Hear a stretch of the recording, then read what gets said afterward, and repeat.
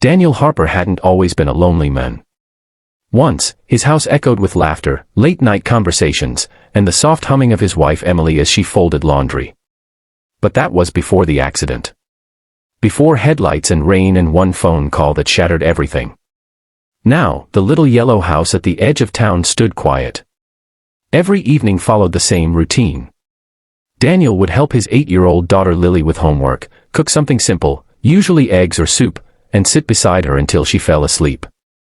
After that, he would stare at the ceiling for hours, fighting memories that refused to fade.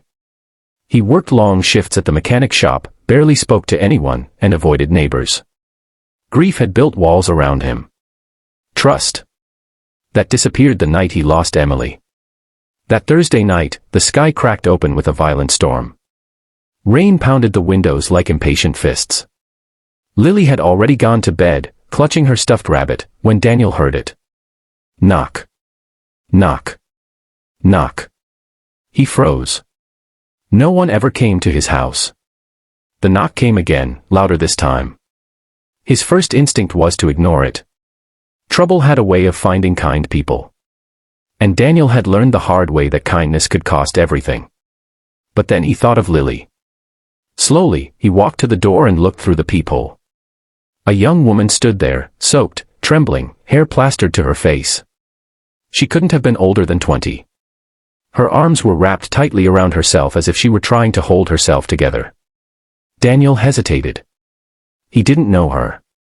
He didn't owe her anything. The world had not been kind to him, why should he risk inviting more chaos inside? But then she looked up at the door, eyes filled not with manipulation, but fear. Real fear. He opened it slightly. "Can I help you?" Her voice shook. "Please. I just need somewhere safe for tonight. I'm not dangerous. I swear. I can't go back." Every red flag went up in Daniel's mind. What if this was a setup? What if someone was watching? What if she brought danger to his daughter? But thunder roared overhead, and she flinched like someone who had learned to fear loud sounds.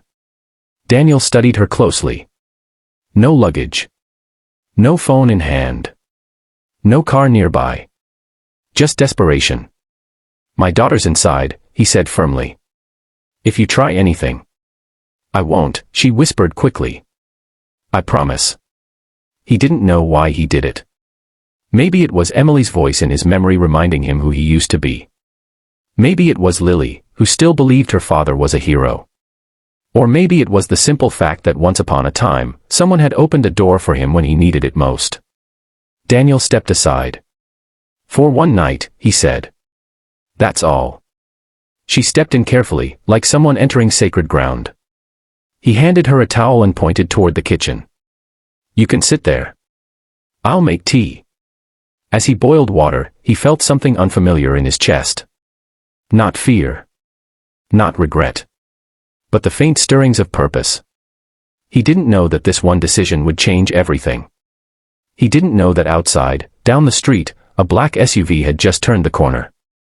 And he certainly didn't know who he had just let into his home. If this story is pulling you in already, make sure you subscribe to the channel and turn on notifications, because the next chapter will reveal secrets you won't expect.